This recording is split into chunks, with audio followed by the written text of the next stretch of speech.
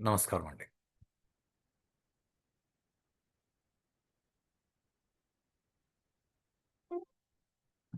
మళ్ళీ భజగోవిందం. నిన్న ఎక్కడి వరకు చూసాం. ఇక్కడ నుంచి కొద్దిగా అసలు మనకు వైరాగ్యం వస్తే ఎలా ఉంటుంది? ఈ పునరపి జననం పునరపి మరణం జరగకూడదు అంటే మనం పాహిమురారే పాహిమురారే చేస్తే చిత్తశుద్ధి మొదలవుతుంది. ఈ పునరపి జననం పునరపి మరణం జరగదు. పాహిమురారే చేయాలి అని అంటే అట్లీస్ట్ భగవద్గీత కించిత్ అధీత జరగాలి. అలా జరిగితే ఆ తర్వాత ఏమవుతుంది అంటే ఇక్కడ కొన్ని ఈ శ్లోకాల గురించి ఒక మాట అంటారండి. ఇది కొన్ని శ్లోకాలు ఆదిశంకరులు కొన్ని చెప్పి వదిలేశారు. ఆ తర్వాత మిగిలినవన్నీ ఆయన చుట్టూ ఉన్న శిష్యులు వాళ్ళు దాన్ని యాడ్ చేసినారు అని అంటారు. ఏమో అయ్యుండొచ్చు. అంటే అవన్నీ పట్టించుకునే అవసరం లేదు. అలా ఏం లేదండి. ఎందుకంటే చాలా సంవత్సరాల ముందు నన్ను ఒక ఆయన ఒక మాట అన్నారు. మనము అన్ని మతాల్లోని మంచిని పికప్ చేసుకోవాలి అంటే నేను ఇదే మాట అడిగాను. ఆ, చెత్త కుప్పలో చెత్త ఏరుకునే వాళ్ళమా? అలా ఏం లేదు. మాకు ఆదిశంకరులు చెప్పిన ఆదిశంకరుల శిష్యులే చెప్పినా వాడు చెప్పేది ఒకటే విషయం ఉంటది కాబట్టి హాయిగా మనం వీటిని కూడా అర్థం చేసుకోవచ్చు. ఇప్పుడు దీనిలో ఎక్కడి వరకు ఆదిశంకరులు చెప్పారు, ఎక్కడి నుంచి ఆదిశంకరుల శిష్యులు చెప్పారు, మనకు అవసరం లేదండి. మంచి మాటలు నాలుగు చెప్పారు, మంచి మాటలు విన్నాం, పాటిస్తాం. రత్యాచర్పట ఇది కొన్ని చిన్న చిన్న సంస్కృత పదాలు. ఇది ఎలా ఉంటుంది అంటే చర్పట అంటే ఆ, చినిగిన ఏదో గోనె సంచి లాంటి లేదా చినిగిన వస్త్రము అని మనం దానికి డైరెక్ట్ అర్థం. రత్యాచర్పట అంటే ఏదో వీధిలో చినిగిపోయిన బట్టలు వేసుకొని అంటే చినిగిన బట్టలు వీధిలో పడి ఉంటే ఎత్తుకొని కుట్టుకొని అని అర్థం చేసుకున్నా నష్టమేం లేదు. లేదా చర్పట విరచిత కంధం కందహ కందహ అంటే భుజం మీద కప్పుకునే వస్త్రం. అంటే పై పంచ లాంటిది చినిగిపోయిన పై పంచ లాంటిది కట్టుకొని రోడ్లో తిరుగుతున్న వాడైనా సరే పుణ్య వివర్జిత పంతం అంటే వాడు పుణ్యము పాపము పుణ్యము పాపము అనే పదాలు ఇక్కడ వాడలేదు. కొంచెం జాగ్రత్తగా వినండి. పుణ్యము అపుణ్యము అనే పదాలు వాడినారు. ఇది మనకు భగవద్గీతలో కూడా ఇలాంటి కొన్ని పదాలు వస్తాయి. శ్రద్ధ గురించి మాట్లాడేటప్పుడు శ్రద్ధాత్రయ విభాగ యోగము అని ఆ అధ్యాయానికి పేరు పెట్టినారు భగవద్గీతలో కూడా. శ్రద్ధాత్రయ విభాగ యోగం అంటే శ్రద్ధ మూడు రకాలుగా ఉంటుంది. మూడు మూడు రకాలుగా ఎలా ఉంటుంది మనకు తెలిసింది రెండు రకాలే కదా. ఒకటి శ్రద్ధ, రెండు అశ్రద్ధ. ఆ, అలా కాదండి. శ్రద్ధ వేరు, శ్రద్ధ లేకుండా ఉండడం వేరు, అశ్రద్ధగా ఉండడం వేరు. అంటే అశ్రద్ధ అంటే శ్రద్ధ లేకుండా ఉండగలిగిన తత్వము ఉండడం. అలా ఇక్కడ కూడా పుణ్య ఆ, అపుణ్య వివర్జిత పంతం అంటే వాడి మార్గంలో వాడికి పుణ్యము పాపము వాటిని పట్టించుకోవడం కూడా ఆపేశాడు అనుకోండి. అంటే పుణ్యకర్మలు చేయడం ఆ, పుణ్యకర్మలు ఆ పుణ్యానికి సంబంధం లేని కర్మలు చేయడం అన్ని వదిలేసిన వాడు అని అర్థం. అంతేగాని పాపాలు చేసేవాడు ఓకే వాడు పాపాలు చేసినా వాడికి సంబంధం లేదు. ఎందుకునంటే ఎందుకు సంబంధం ఉండదు అంటే వాడు యోగి యోగ నియోజిత చిత్తం. ఆ, వాడు యోగముతో స్థిరపరచబడిన ఆ చిత్తము అంటే ఇక్కడ యోగము అంటే మళ్ళీ మళ్ళీ అదే విషయం అండి. యోగం అంటే ఏదో ఆ సినిమాల్లో చూపించేశారు యోగా లేకపోతే ఎవరో ఆసనాలు వేసి మేము యోగా నేర్చుకుంటున్నా అది కాదు. యోగము అంటే ఆ యోగము అని అంటే చిత్తవృత్తి నిరోధ, చిత్తవృత్తి నిరోధ. ఆ యోగం గురించి అందరూ మాట్లాడతారు. ఈ మధ్య కాలంలో yoga has become fashionable terminology. అలా కాకుండా ఏదో 60 ఏళ్ల బామ్మ కూడా లిప్స్టిక్ పూసుకొని నేను అందమైన దాన్ని అన్నట్లు అది కాదు. రమతే ఆ, యోగి యోగ నియోజిత చిత్తో రమతే బాలోన్మత్త వదేవ. అయి అంటే ఈ నిజం చెప్పాలి అంటే ఆ ఆ పిచ్చివాడు అని కూడా ఇక్కడ ఖచ్చితంగా అనడానికి లేదు. బాలోన్మత్త అంటే చిన్న పిల్లవాడిలాగా. బాలోన్మత్తవత్ ఏవ అంటే చిన్న పిల్లలు ఎలా అయితే వాళ్ళకి ఏ ప్రపంచంలో ఏ విషయాలతోనూ ఏమీ సంబంధం లేదు. వాళ్ళు ఏదో హాయిగా వాళ్ళ పనిలో వాళ్ళు ఉంటారు. వాళ్ళు లోకంలో విషయాలు పట్టించుకోరు. ఎందుకంటే ఇప్పుడు క్రికెట్ మ్యాచ్ చూడకపోతే మేము చచ్చిపోతామనే వాళ్ళు కూడా 3 ఏళ్ళు 4 ఏళ్ల వయసు ఉన్నప్పుడు క్రికెట్ మ్యాచ్లు ఏం చూడలేదు. అప్పుడు ఏదో ఇసుకలో కూర్చున్నాం ఆడుకుని వాళ్ళ పనుల్లో వాళ్ళు ఉంటారు అంతే.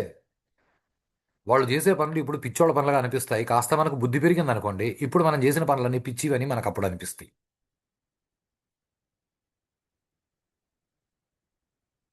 సో ఆ, మనం మనుషుల్ని బట్టల్ని బట్టి అలా ఉండదు. వీళ్ళు ఈ కృపయా పారే పాహిమురారే అని ఎవడైతే జీవితంలో తనని పనికి మాలిన పనులు చేయమని ఎంకరేజ్ చేసే వాళ్ళకి దూరం అయిపోతాడు. వాళ్ళు రాను రాను ఎలా తయారవుతారంటే ఇలా తయారవుతారు. ఇలా తయారయ్యి ఆ, ఇలా తయారయ్యేటప్పుడు చాలా ప్రశ్నలు అడిగినాడు ఆయన. ఇది ఇది ఇంతకు ముందు కూడా వచ్చింది. ఇవే ప్రశ్నలే మనకి. కస్త్వం, కహ అంటే ఎవరు, త్వం అంటే నువ్వు. ఇవి సందులు బ్రేక్ చేసుకొని కరెక్ట్గా చూడడం మొదలు పెడితే చాలా బాగా అర్థమవుతుందండి. కహ, త్వం, కహ, అహం, కుత ఆయాత. ఇప్పుడు ఈ కుత ఆయాత అన్న పదం ఇంతకు ముందు శ్లోకాల్లో వచ్చింది కాబట్టి దీన్ని వాళ్ళ శిష్యులు మళ్ళీ అడిగినారు. వాళ్ళ శిష్యులు పాడిన శ్లోకం అయి ఉండొచ్చు ఇది. ఇది ఆదిశంకరులు చెప్పినది కాకపోయి ఉండొచ్చు. ఎవరు అడిగినా అదే క్వశ్చన్ అడుగుతున్నాడు. మన దగ్గర ఆన్సరే ముందన్నది ఇంపార్టెంట్. మనం దాని మీద చరిత్ర రీసెర్చ్లు మనకు అవసరం లేదు. దానిలో చాలా డైరెక్ట్గా అడిగినారు. నువ్వెవరు, నేనెవరు, ఎక్కడి నుంచి వచ్చినామో. కామే జనని కోమే తాత. का मे जननी, कहा మే తాత. ఇక్కడ తాత అంటే మీరు ఏమనుకుంటున్నారో నాకు తెలియదండి. ఇక్కడ బహుశా ఇలా అనుకునే అవకాశాలు కూడా దండిగా ఉన్నాయి. జనని అంటే తల్లి, ఓకే. తాత అంటే జనని వాళ్ళ అమ్మేమో వాళ్ళ నాన్నేమో. ఇలాంటివి ప్రాబ్లం ఎక్కడొస్తుంది అంటే మనకి భాష రాదు కాబట్టి ఇలాంటి ప్రాబ్లమ్స్ వస్తాయండి. సంస్కృతంలో తాత అంటే కన్న తండ్రి అని అర్థం.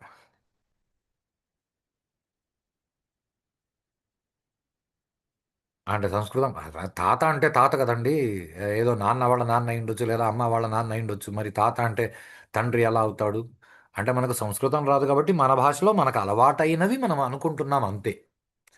మన భాషలో మనకు అలవాటైనవి మనం అనుకుంటున్నాం అంతే, కానీ మనము అసలు విషయాలన్నీ మనకు భలే తెలిసినట్లు మనం అనుకోరాదు. సరే, ఇది పక్కకు పెడదాం. తాత అంటే తండ్రి అవునా కాదా? ఇంకొక ఎగ్జాంపుల్ తీసుకుందాం. ఆ, విష్ణు సహస్రనామం వింటే చాలా మంచిదంట అని అందరూ అంటారు. చాలా మంచిది, మంచిది వినాలి.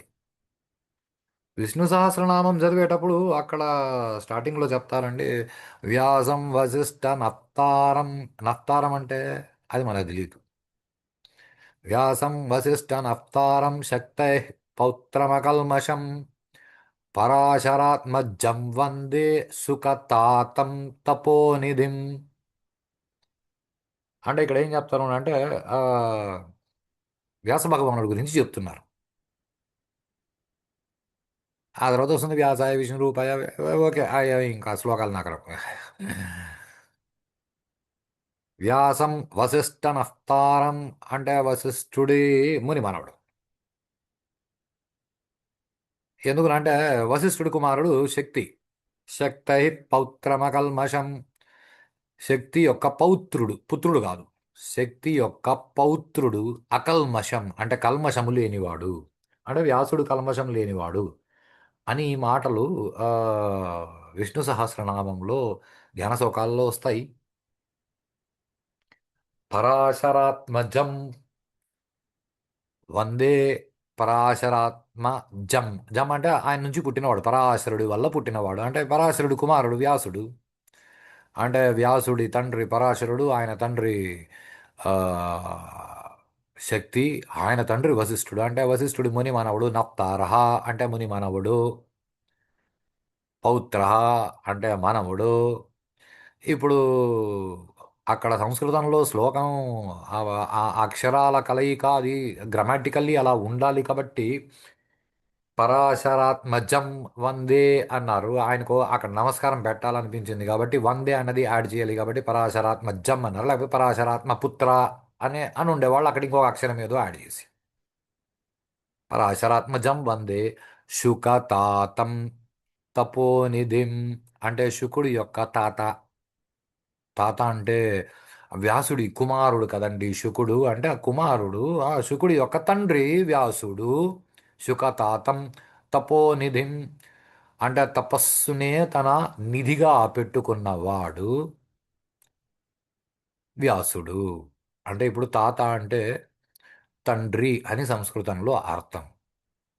ఇది కామే జనని కామే తాత.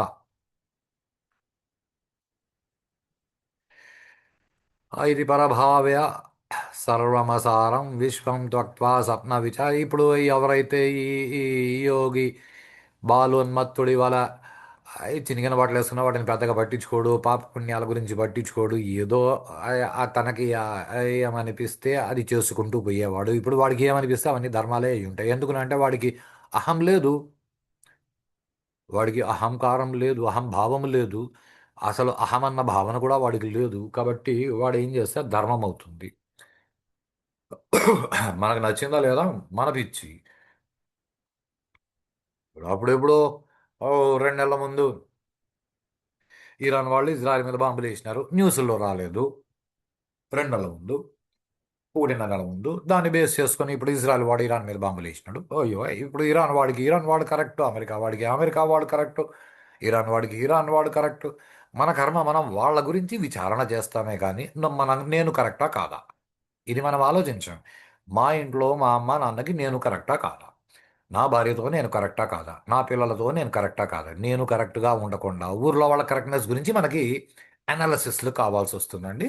ఇది మన జీవితాన్ని నాశనం చేసే విషయం. ఎనీహౌ,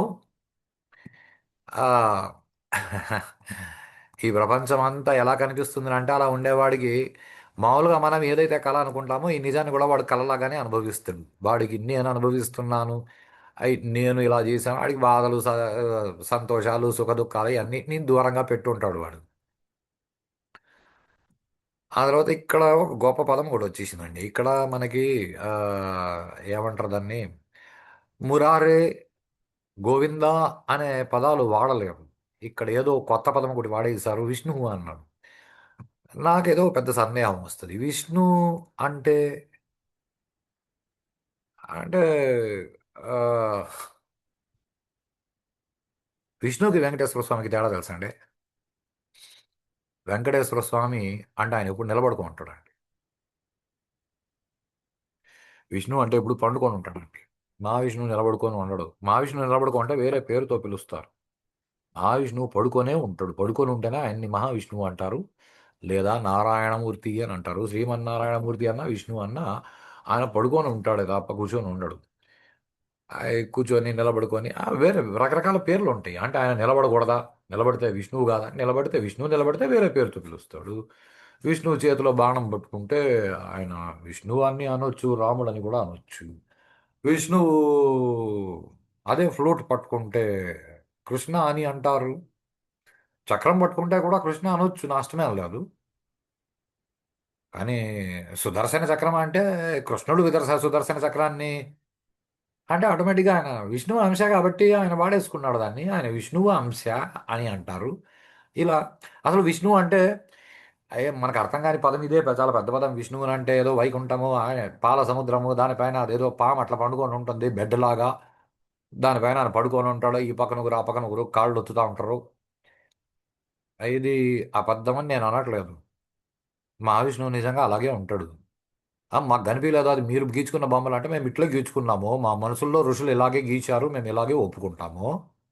యా, ఇప్పుడు ఇరాన్ వాళ్ళు సౌదీ అరేబియా మీద బాంబులు వేస్తాంలా, వాళ్ళు అనుకున్నట్లు వీళ్ళు అనుకోలేదు, వీళ్ళు అనుకున్నట్లు వాళ్ళు అనుకోలేదు, మా ఋషులు చెప్పినట్లు మేము అనుకుంటాము, అది మా ఇష్టం.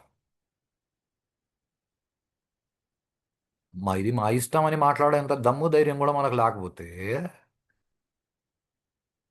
లేకపోతే ఏం జరగదండి. మళ్ళీ 3 4 సంవత్సరం, 3 4 వందల సంవత్సరాలు వేరే వాళ్ళు వచ్చి "ఏయ్, మేము పాలిస్తామని అంటారు, మనం పెరిగించుకోవాల్సి వస్తుంది. అంతకంటే ఇంకేం జరగదు. ఇప్పటికే మనకి సంస్కృతం పక్కకు పెట్టండి, తెలుగే అర్థం కాదు. సూసైడ్ నోట్లు ఇంగ్లీష్లో రాస్తున్నాం, తెలుగులో రాసేదాకా తెలుగు పదాలను ఇంగ్లీష్లో రాస్తున్నాం. భవిష్యత్తులో ఇంకొంచెం కష్టంగా ఉంటుంది. అందుకంటే పెద్ద తేడా ఏమి ఉండదు. ఇంకో 3 4 వందల సంవత్సరాలు వేరే వాళ్ళు పరిపాలిస్తే అలా జరగకూడదు అంటే మేము ఇంతే అని ప్రపంచంలో నేను ఇంతే అని ట్రంప్ అన్నప్పుడు నిన్న ఒక జోక్ విన్నానండి. ఇది ఏదో మన పురాణాలు అబద్ధాలు చెప్పాయి అని నిజంగానే పెద్దోళ్ళు ఆ, ఆ, గరికపాటి నరసింహారావు గారు అన్నారు ఈ మాట. పురాణాలు అబద్ధాలు చెప్పాయి. నేను ఈయన సర్లే, ఆయన ఇట్లాంటివి జోకులు వేస్తుంటారని నేను అనుకున్నాను. ఏం లేదు, సనకుడు సనక సనత్ కుమార సనత్ సునంద సనత్ సుజాత వీళ్ళు అక్కడ ఆ, వైకుంఠానికి వెళ్తే జయ విజయులు అడ్డం పెడితే వాళ్ళు శాపం ఇచ్చారు, 100 జన్మలు క- వైకుంఠానికి దూరంగా పోయి బతకండి. మా విష్ణువులో వాళ్ళు ప్రార్థన చేస్తే ఆయన ఓకేరా, నువ్వు 100 జన్మలు ఆ, నాకు దూరంగా మీరు మీ ఇష్టం వచ్చినట్లు బతకపోండి. ఇది ఆప్షన్ ఏ. నా భక్తి నీకు ఎలాగో ఉంటుంది, నో ప్రాబ్లం. లేదా ఆప్షన్ బి, నాకు శత్రువులుగా ఆ, 3 జన్మలు ఎత్తండి. అంటే వాళ్ళు అయ్యో స్వామి, శత్రుత్వమైన మిత్రుత్వమైన 100 జన్మలు నీకు దూరంగా మేము ఉండలేము, శత్రువుగా అయినా సరే నీకు 3 జన్మలు చాలు అని మహావిష్ణువుని అడుక్కుంటే మహావిష్ణువు ఓకే అన్నాడంట. ఇది నిజంగానే అవునేమో అనిపించింది. ఏమేనంటే ఈ జయ విజయులు మొట్టమొదట హిరణ్యకశిప హిరణ్యాక్ష జన్మలు ఎత్తి మహావిష్ణువు చేతిలో 2 అవతారాలు ఎత్తించి పోయినారు. ఆ తర్వాత రావణ కుంభకర్ణ 2 అవతారాలు ఎత్తి పోయినారు. ఆ తర్వాత శిశిపాల దంత్రవక్త్ర ఈ 2 జన్మలు ఎత్తిపోయినారు. అంటే వాళ్ళు పోతా ఉంటే వాళ్ళు కొన్ని పాపాలు ఎక్కువ చేసినారేమో, వాళ్ళకి నరకంలో పర్మిషన్ దొరకలేదు కాబట్టి మళ్ళీ పోంటారు భూమి మీద అని అంటే పాపం జై విజిలే ట్రంప్ మస్క్ లాగా పుట్టినారు అనేసి ఆయన అన్నేసినాడు. నిజంగా అవునేమో అనిపిస్తుంది. ఎవరి పాటికి ఎవరి పనులు వాళ్ళు చేసుకుంటున్నారు. కానీ ఇది చాలా గొప్ప పేరు అండి, విష్ణు. విష్ణు అంటే అంతా వ్యాపించినవాడు అని అర్థం. అంతా వ్యాపించినవాడు అంటే నీలో నేను నేనని కొట్టుకుంటున్నవాడు విష్ణువే, నాలో నేను నేను అని కొట్టుకుంటున్నవాడు విష్ణువే, ప్రపంచంలో ప్రతి జీవిలో నేను నేనని కొట్టుకుంటున్నవాడు విష్ణువే. ఆఫ్ కోర్స్ ట్రంప్లో కూడా ఉన్నది నేను నేను అని నేను అనే ఫీలింగే కదా ట్రంప్ కూడా ఉంది. ట్రంప్ వాడిని వాడు అద్దంలో చూసుకుంటే నువ్వు అని అయితే అనుకోడు కదా, ఏదో సినిమాల్లో జోకులు చెప్పినట్లు. కాబట్టి వాడు కూడా విష్ణువే. అంటే ఇరాన్లో ముస్లింలు కదా సార్, వాళ్ళు ఒప్పుకోరు కదా అంటే నేను మీరు చెప్పేది మరీ బాగుందండి. చిన్నపిల్లాడి దగ్గరికి పోయి నువ్వు చిన్నపిల్లాడు అంటే వాడికి బాధేస్తాడు, ఒప్పుకోడు. పొట్టిగా ఉన్న వాళ్ళ దగ్గరికి పోయి నువ్వు పొట్టిగా ఉన్నావు అని అంటే వాళ్ళకి ఫీలింగ్ వస్తుంది. పిచ్చాడి దగ్గరికి పోయి నువ్వు పిచ్చోడు అని అంటే వాడికి ఫీలింగ్ వస్తుంది. కానీ ఉన్నది నిజమే కదా. ప్రపంచంలో కుక్కలో ఉన్నది కూడా విష్ణువే, పందిలో ఉన్నది కూడా విష్ణువే. నేను ఆదివరాహమూర్తి గురించి మాట్లాడట్లేదండి. ఆదివరాహమూర్తి ఎలాగో విష్ణువే. మన ఊర్లో తిరిగే చీమలు దోమలు మనం కొట్టి చంపే దోమలు కూడా అవి విష్ణువే. విశ్వంలో భాగమే. విశ్వమంతా ఆయన అయినప్పుడు విశ్వమంతా ఆయన భగవద్గీతలో ఇదే మాట అన్నాడు, మత్త పరతరం నా అన్యత కించిదస్తి ధనంజయ. అసలు నేననే వస్తువు కాకుండా ఇంత కూడా లేదు కదా భూమి మీద. ఇప్పుడు అంతా వాడైనప్పుడు ఇంత అంతా కూడా ఆ అంతాలో కలిసిపోతుంది కదండి. మా ఇంట్లో విగ్రహం ఉందండి, మహావిష్ణువుది 3 అంగుళాలు ఉంది. అంటే ఈ అంతా విష్ణువు అయినప్పుడు అంతలో ఈ 3 అంగుళాలు లేదా? ఆ 3 అంగుళాలు అంతాలో భాగమైనట్లే ఆ 3 అంగుళాలకి ఆ పక్కన ఈ పక్కన ఉన్నది కూడా మహావిష్ణువులో భాగమే, అంతాలో భాగమే. ఇప్పుడు మహావిష్ణువు ఆయన మాయకు అధిపతి అండి. మనకి మాయ పెద్దలు ఏం చెప్తారంటే మాయ 2 రకాలు. దేవి మాయ అని ఒకటి, వైష్ణవ మాయ అని ఒకటి. ఆ దేవి మాయ గురించి విష్ణువే చెప్తాడు, వైష్ణవ మాయ గురించి అమ్మోరే చెప్తుంది. ఎనీ హౌ, ఏ రాయితో కొట్టుకుంటే ఏముంది, మన పళ్ళే ఉడతాయి. అంటే విష్ణువు గొప్పోడా శివుడు గొప్పోడా అంటే, విష్ణువు తలుపులు తీసి నిన్ను లోపలికి పంపిస్తాడు. ఆ శివుడు తలుపులు తీసి నిన్ను లోపలికి లాక్కుంటాడు. ఓవరాల్గా వాళ్ళిద్దరూ చేసే పని ఏమనంటే, నేను శరీరాన్ని నువ్వు కొట్టుకు చేస్తుంటే దాన్ని నిన్ను చంపుతారు, అంతకంటే చేసేది ఏం లేదు. ఇది కూడా అంతే. అంటే మేము ఎలక్ట్రాన్గా చెప్పుకుంటాము అంటే అమ్మోరు మాయ, మేము ప్రోటాన్గా చెప్పుకుంటాము అంటే వైష్ణవ మాయ. అంతకంటే పెద్ద తేడా ఏం లేదండి. ఆ రెండు కలిపి ఒక దానిలోనే ఉన్నాయి. అసలు రెండు లేవు, అక్కడ ఉన్నది ఒకటే ఒకటి అలా. అయితే వైష్ణవ మాయ దాని ఇలా చూస్తే అది అమ్మవారి మాయ, దేవి మాయ.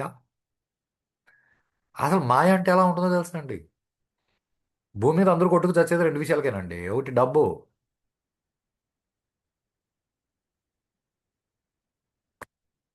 రెండు భూమి, మూడోది కీర్తి. సరే కీర్తిని పక్కకు పెడదాం, ఎందుకంటే అది అసలు నేను అనే వస్తువు ఏదైతే ఉందో దానికి సంబంధించిన కీర్తి, అది మనకు సంబంధించింది కాదు. అంటే చాలామంది ఉన్నారు కదండి కీర్తి శేషులు అంటే, వాళ్ళు కీర్తిని శేషంగా ఇక్కడ వదిలేసి మిగిలిన అంతా ఎత్తుకొని పోయినాళ్ళేనండి. అంటే మనకి పాపాత్ముల్ని కూడా చచ్చిపోయిన తర్వాత కీర్తిశేషులని పిలిచేంత గొప్ప తత్వం మనకు ఉందే కానీ. అవును అండి. ఇప్పుడు ఫార్ ఎగ్జాంపుల్ గాంధీ చాలా పాపాలు చేసినాడు అనుకుంటాం. కీర్తిశేషులు మోహన్ దాస్ కరమ్చంద్ గాంధీ.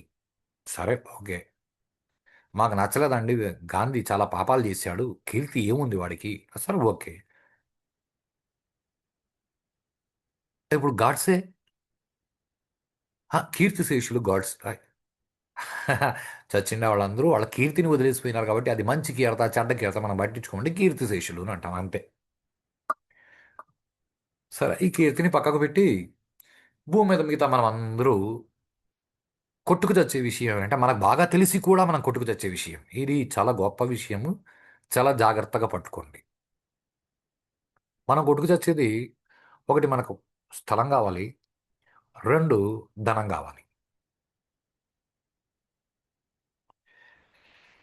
మాయ ఎక్కడొస్తుందో తెలుసా అండి.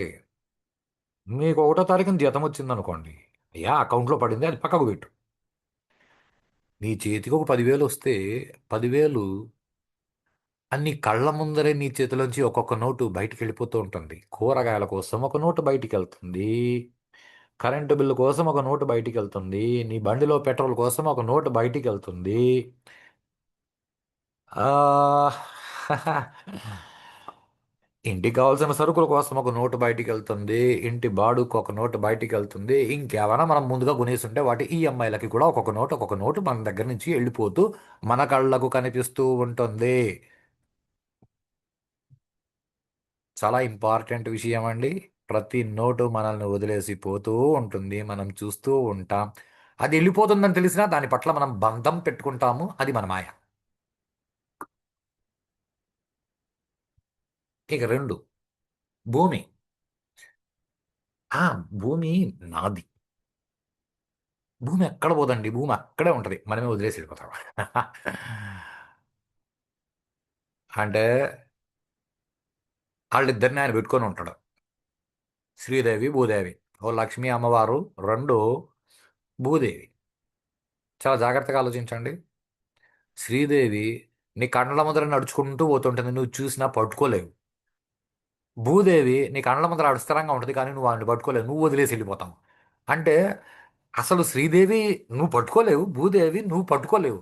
శ్రీదేవి నువ్వు పట్టుకోవడానికి ప్రయత్నం చేస్తే ఆవిడ నిన్ను వదిలేసిపోతుంది, భూదేవిని నువ్వు ఎలాగో పట్టుకోలేదు, ఎందుకు అంటే నువ్వు పట్టుకోవడానికి ట్రై చేస్తే ఎప్పుడో ఒకప్పుడు నువ్వే భూదేవిని వదిలేసి వెళ్ళిపోతావు. ఓవరాల్గా ఆ శ్రీదేవి నీది కాదు, భూదేవి నీది కాదు. వాళ్ళు నాటకాలు ఆడుతూ ఉంటారు. బోర్డు ఎకరా, ఒక ఎకరా కొంటే నేను ఎకరా ఆసామిని, 4 ఎకరాలు కొంటా, హే 10 ఎకరాలు ఉంటే నేను జమీందారుని, 10 ఎకరాలు ఉంది నాదే. భూమి అక్కడే ఉంటుంది, మనమే వదిలేసిపోతాం. సరే ఎక్స్చేంజ్ చేసామనుకోండి భూదేవిని శ్రీదేవిగా, శ్రీదేవి మనల్ని వదిలేసి వెళ్ళిపోతుంది. మన దగ్గర ఓ రూపాయి మిగలదు. మిగిలింటే పిల్లలు లాక్కొని వాళ్ళు కొట్టి చంపేస్తారులేండి, మనకెందుకు. అదేదో సినిమాలో డైలాగ్ కూడా ఉంది. ఆ ఆస్తి నాదే అని రాయి చచ్చినాకని పిల్లలు రాసుకుంటారు. నా తదనంతరం పిల్లలు వాడతారు అని నువ్వు రాస్తే, అబ్బా వీడు ఎప్పుడెప్పుడు చేస్తాడా, వీడు ఆస్తి నాకు వస్తుందా అని పిల్లలు కొట్టి చంపేస్తారు. అంటే ఆ కలియుగం కదండి. సినిమాలో డైలాగులు ఇలా వచ్చినాయి. పిల్లలు కూడా అలా ఓ అవునేమో అంటే అలా చేసుకోవచ్చునేమో అనే ఐడియాలు సినిమాలు ఇస్తున్నాయి. ఇది విష్ణువుని మాయాకి అధిపతి అని ఎందుకు అంటారో అర్థమైంది కదండి. ఆయన ఇద్దరిని పెట్టుకొని ఉంటాడండి.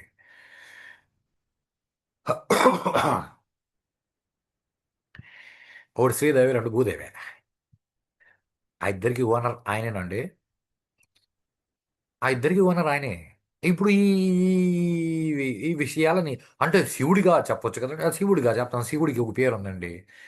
ఆ జంగమదేవర, స్థావర జంగమదేవర. స్థావర అంటే స్థిరంగా ఉండే, జం గమ. జం అంటే పుట్టడం, గమ అంటే పోవడం, వస్తూ పోతూ ఉండేవాడు అంటే ఒక చోట స్థిరంగా ఉండని స్థావరము అంటే స్థిరంగా ఉండేవాడు. ఊ స్థిరంగా ఉండని వాడు. ఇప్పుడు స్థావర జంగమ దేవర ఎవడైతే ఉన్నాడో వాడే శ్రీదేవి భూదేవి. అంతా వాడే అయినప్పుడు వాడే విష్ణువు. వాడే అన్ని నాటకాలు చేస్తున్నాడు. అవన్నీ ఊరికే మాటలు కాదండి. ఆయన మన తనికెళ్ళ భరణి గారు నీలో నా శివుడు గలడు నాలో నా శివుడు ఇవన్నీ ఊరికే మాటలు కాదు. వాళ్ళు ఫీల్ అయినారు. ఏదో ఏదో సినిమాల్లో ఏ రొమాంటిక్ సాంగ్ రాసి హీరోయిన్ను చూసి రొమాంటిక్ పాట రాస్తే వాడు ఫీల్ అవ్వకుండా వాడు రాస్తాడా. ఆడ పనికి మాలని ఫీల్ అయినాడు. ఈయన తనికెళ్ళ భరణి గారు శివుణ్ణి ఫీల్ అయినాడు. నీ లోపల శివుడు గలడు నా లోపల శివుడు గలడు. ఆట కదరా శివ ఆట ఆడుతూ ఉంటాడు. ఆ ఆట ఆడేటప్పుడు శివుణ్ణి విష్ణువుని అంటారు. ఆడకుండా కాంగా కూర్చుంటే శివుడు అంటారు. అంతకంటే పెద్ద తేడా ఏం లేదు. అది మనం అర్థం చేసుకోకుండా ఈ భూమి మీద నాకు ఆశ ఎక్కువైంది నేను అనుకుంటే ఆ భూమిని నేను సాధిస్తాను సినిమాల్లో విలన్లు చెప్పే డైలాగుల్లాగా మనం ఆలోచించేసి భూమిని ఆ, సంపాదించేసి భూమిని వదిలేసి వెళ్ళిపోతాము. డబ్బులు సంపాదించేసి అది మనల్ని వదిలేసి వెళ్ళిపోతా ఉంటే చూస్తా బాధపడతాము. ఎంతకంటే నిజంగా చేయడానికి నా నాటి బతుకు నాటకము అన్నమాచార్యులు చెప్పింది ఇదే. నా నాటి బతుకు నాటకము, పుట్టుటయు నిజము పోవుటయు నిజము, మధ్యలో ఉన్న జీవితం అంతా నాటకం. మనం ఎలాగూ పోతామని తెలుసు. పోతామని తెలిసినా ఈ భూమిని అది ఏదో మిగతా వాళ్ళు అంటే బుద్ధి లేని వాళ్ళు కాబట్టి త్వరగా చచ్చిపోయినారు, నేను ఈ భూమిని వదిలి నేను చావా అని మనం అనుకుంటాం. అది ఎలా కుదరదు. ఈ డబ్బులన్నీ నేను ఎత్తి పెడతా, అది కుదరదు. ఆ డబ్బులు నేను వదిలేసిపోతుంటాయి, భూమిని నువ్వు వదిలేసిపోతుంటావు. ఈ రెండింటి కోసమే మళ్ళీ పునరపి జననం పునరపి మరణం. మళ్ళీ దీనికోసమే నారీ స్తనభరణాభిదేశాం. మళ్ళీ ఏందో భూమి సంపాదించాలా, మళ్ళీ బాగా డబ్బు సంపాదించాలి, మళ్ళీ పుడతాం, మళ్ళీ సంపాదించడానికి ప్రయత్నం చేస్తాం. మోహం, దాని నుంచి బయటపడాలి.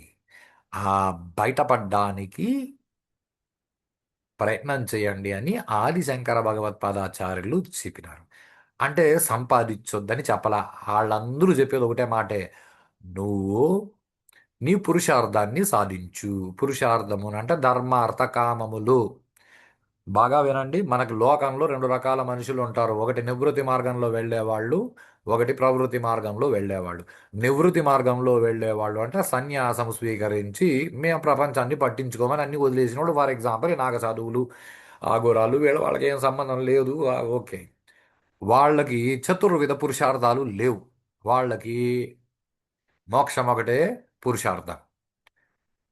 మామూలుగా మనలాగా బతుకుతున్న ప్రవృత్తి మార్గంలో ఉన్న అందరికీ పురుషార్థాలు చతుర్విధ పురుషార్థాలు. ఆ, అక్కడ కొన్ని చిన్న చిన్న విషయాలు వస్తాయండి మనకి కాన్ఫ్లిక్ట్స్ వచ్చే విషయాలు. ఎందుకంటే మనం ఇప్పుడు రామాయణం చదవం, భారతం చదవం. సో ఈ వైవస్వత మన్వంతరంలో ఏదైతే మనకి ఈ మహాయుగం జరుగుతుందో 28వ మహాయుగం, ఇక్కడ మనకి చతుర్విధ పురుషార్థాలు. బహుశా 3 మహాయుగాల ముందు మోక్షం అనుకుంటే వచ్చేసేదేమో. అప్పుడు పురుషార్థాలు మూడే చెప్పేవాళ్ళు. ధర్మ అర్థ కామములు. ఈ మూడింటిని నువ్వు కరెక్ట్గా పాటిస్తే నాలుగోది ఆటోమేటిక్గా వస్తుందని. 3 రకాల పురుషార్థాలు పాటిస్తే చాలని రామాయణంలో ఎక్కడో ఉందండి. 3 రకాల పురుష ధర్మము అర్థము కామ ఈ మూడు పాటిస్తే చాలు. మోక్షం గురించి ఆలోచించే పని లేదు. ఎందుకంటే ఈ మూడు పాటిస్తే నాటుకో మూడు మూడు కరెక్ట్గా పాటిస్తే నాలుగోది ఆటోమేటిక్గా వస్తుంది అనడంలో ఏం సందేహం లేదు. అది కూడా ఉండొచ్చు. ఆ రోజుల్లో మోక్షం గురించి తపన పడేవాళ్ళు కాదు. ఎందుకనంటే లోకం పెరగాలి. లోకం పెరగాలి ప్రవృత్తి మార్గంలో. అందుకే కదా సృష్టి మొదలైంది. ఇప్పుడంటే మన కర్మ మనకు సక్రమంగా బతకడం చాలకాక మనం సూసైడ్లు చేసుకొని మళ్ళీ పుట్టి మళ్ళీ ఎల్కేజీ నుంచి మళ్ళీ డిగ్రీల వరకు చదివి ఎన్నిసార్లు చదువుతారో ఆ డిగ్రీలు నాకు అర్థం కాదండి. మళ్ళీ డిగ్రీ చదివి మధ్యలో నాకు అర్థం కాలేదు చచ్చిపోవాలా మళ్ళీ పుట్టాలా మళ్ళీ ఎల్కేజీ నుంచి చదవాలా ఎన్నిసార్లు చదివినా మళ్ళీ అదే ఏబిసిడీలు చదవాలా కర్మ కొన్ని వందల సంవత్సరాల నుంచి ఇదే సాగుతుంది భూమి మీద. ప్లీజ్ మృత్యుంజయ మహామంత్రం చెప్పినట్లు చస్తే ఎట్లా చావాలంటే మళ్ళీ పుట్టకూడదు అన్నట్లు చావల్లా. ఊరికైనా చచ్చి పుట్టి దానివల్ల ఉపయోగం లేదండి. చాలాసార్లు విసుగు వస్తుంది జీవితంలో. అలా విసుగు రాకూడదంటే చాలా గొప్ప విషయం అండి. ఆయన ఊరికే అనలేదు శ్రీదేవి వంకకు చిలిపిగా చూడకు. ఆ డబ్బుల వైపు అలా చూడొద్దు. నాకే కావాలని లోకంలో అందరిది డబ్బు ఎందుకంటే లోకమంతా కలిపితే మహావిష్ణువు. లోకమంతా కలిపితే మహావిష్ణువు అయినప్పుడు లోకంలో ఉన్న డబ్బంతా ఆయనది. ఆయన దాని ద్వారా ఆయన అందరిలో నేను అనే వస్తువుగా ఉంటూ ఆయన ప్రతి రూపాయిని ప్రతి శరీరం నుంచి ఆయన ఎంజాయ్ చేస్తున్నాడు. నీ శరీరం ద్వారా ఆయన ఎంత ఎంజాయ్ చేయాలో అంత ఎంజాయ్ చేస్తాడు. దాన్ని వదిలేసి పక్కనాడి శరీరంతో ఆయన అనుభవిస్తుంటే నేను ఒప్పుకోను అని నేను లాగేసుకుంటానంటే అది అసురీ ప్రవృత్తి. అప్పుడు ఆయన ఏదో ఒక రూపంలో వచ్చి నేను కొడతాడు. అంటే చంపడం వేరండి కొట్టడం వేరండి. ఈ నాకేదైనా వస్తుంది. నరకాసురుణ్ణి కృష్ణుడు చంపినాడు లేదు కొట్టినాడు. చంపడం ఇస్ ద లాస్ట్ ఆప్షన్. రాముడు ఎన్నిసార్లు ఆప్షన్స్ ఇచ్చినాడు. చిచి ఏ, నీకు చేత కాలేదు పోరా నువ్వేదో స్వర్గాన్ని గెలిచినా నువ్వు మూడు లోకాలు గెలిచినాను అని నువ్వు అలిసిపోయినావు నువ్వు పోయి రెస్ట్ తీసుకొని రేపు రాపో మళ్ళీ నిన్ను కొడతాను. కనీసం అప్పుడన్నా బుద్ధి వస్తుంది. అంటే భగవంతుడు చంపడండి. విష్ణువు భగవంతుడిగా చంపడు. ప్రాబ్లం ఎక్కడ తెలుసా? పక్క శరీరంలో విష్ణువుగా ఆడొక రూపాయి ఎంజాయ్ చేస్తుంటే ఈ శరీరంలో ఉన్న విష్ణువుగా మనం దాన్ని ఆహా వాడు ఎంత బాగా డబ్బు సంపాదించి అనుభవిస్తున్నాడని సంతోషపడం ఆడి దగ్గర నుంచి లాక్కోవడానికి మనం అసురీ ప్రవృత్తి తెచ్చుకుంటాం. అప్పుడు విష్ణువు ఇంకొకటి రూపంలో వచ్చి మనల్ని కొట్టి నేర్పిస్తాడు వదరా ఇవన్నీ వదిలేయని అవమానపరుస్తాడు రకరకాల విషయాలు చెప్తాడు. మనం ఒప్పుకోం. అప్పుడు గతి లేని పరిస్థితుల్లో మళ్ళీ మాయ కమ్ముకుంటుంది ఏదో ఒక రోగం వచ్చిపోతాం. ఎందుకనంటే చాలామంది కోవిడ్ టైంలో ఇలాగే రోగం వచ్చిపోయారండి. నిజం. I promise. కోవిడ్‌లో కనీసమునంటే 5,00,00,000, 10,00,00,000 తగలెట్టేసిన వాళ్ళు కూడా నాకు తెలిసినోళ్ళున్నారు. బతకాలి, బతకాలి అని. ఎందుకంటే బతికుంటే ఇంకా సంపాదించాలని. అలా కుదరదండి. మన పద్ధతుల్ని బట్టి ప్రకృతి మనల్ని ఒప్పుకుంటుంది. అంటే కోవిడ్ టైంలో బతికి బట్టకట్టిన నాలాంటోళ్ళందరూ పుణ్యాత్ములని నేను అనట్లేదు. ఎవడి రాత వాడిది. బుద్ధి స్థిరంగా పెట్టుకోవడానికి మన ప్రయత్నాలు మనం చేయాలి. మనం ఆ ప్రయత్నాలు చేయకుండా ఆ ఇవన్నీ ఎవరు నమ్ముతారంటే నమ్మొద్దు. నువ్వు ఇది కరెంటు వైర్ దీనిలో కరెంట్ ఉందని నమ్మి తాకినా షాక్ కొడుతుంది. ఇది కరెంటు వైరు నాకు ఆ విషయాలే తెలీదు నేను తాకినాను అన్నా కూడా షాకే కొడుతుంది. నేను అని గాలి పీలుస్తాను దీనిలోని ఆక్సిజనే నా ఊపిరితిత్తులు తీసుకుంటాయని నువ్వు రీసెర్చ్ చేసి కనుక్కొని అని పీల్చిన అసలు ఏమీ చేయకుండా అని పీల్చిన లోపల ఆక్సిజన్ని మాత్రమే నీ ఊపిరితిత్తులు తీసుకొని మిగిలిన గాలిని బయటకు వదిలేస్తాయి. అది చాలా సహజమైన విషయం. దీని గురించి సైన్స్ రీసెర్చ్ అవసరం లేదనుకుంటా. మనం నేను అనబడే సైన్స్ గురించి అర్థం చేసుకోవడానికి ప్రయత్నం చేస్తున్నా. నేను అనబడే సైన్స్ ఈ సమాజంలో ఎలా బతకాలి అని అర్థం చేసుకోవడానికి ప్రయత్నం చేస్తున్నాను. ఎలా బతికితే బాగుంటుంది పెద్దలు చెప్పింది చాలా ఉన్నాయి. వాటిలో ఈ భజగోవిందం ఒకటి అంతే. ఈ రోజుకి ఈ విష్ణు అన్న పదాన్ని చూసామండి. రేపు మళ్ళీ ఇంకొన్ని శ్లోకాలని చెప్పుకుందాం. ఆ, అయిపోవచ్చినట్లుంది.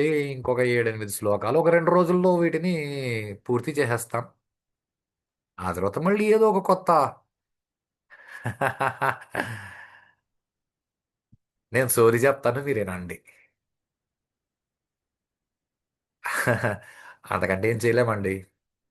లోకంలో బాహుబలిలో ఆ, వాడు ఎందుకు చంపాడంట ఇవన్నీ ఆలోచించడం కంటే ఆ, అసలు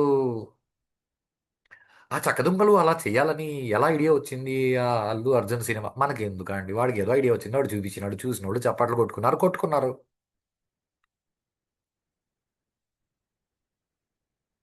వాటి గురించి డిస్కషన్ లాగా అంటే ఇప్పుడు అమెరికా వాడు కరెక్ట్, ఇది చాలా బెట్టింగ్లు కూడా జరుగుతున్నాయంట. అమెరికా గెలుస్తుందా, ఈ రోజు ఎవరు ఎన్ని బంబులు వేస్తారు.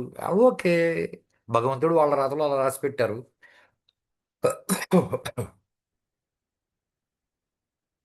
మనకు వాటి వల్ల ఉపయోగం లేదని అర్థమైన తర్వాత మనకు ఉపయోగపడేటివి మనం తెలుసుకుందాం అంతే. ఈ రోజుకి చాలండి. సెలవు.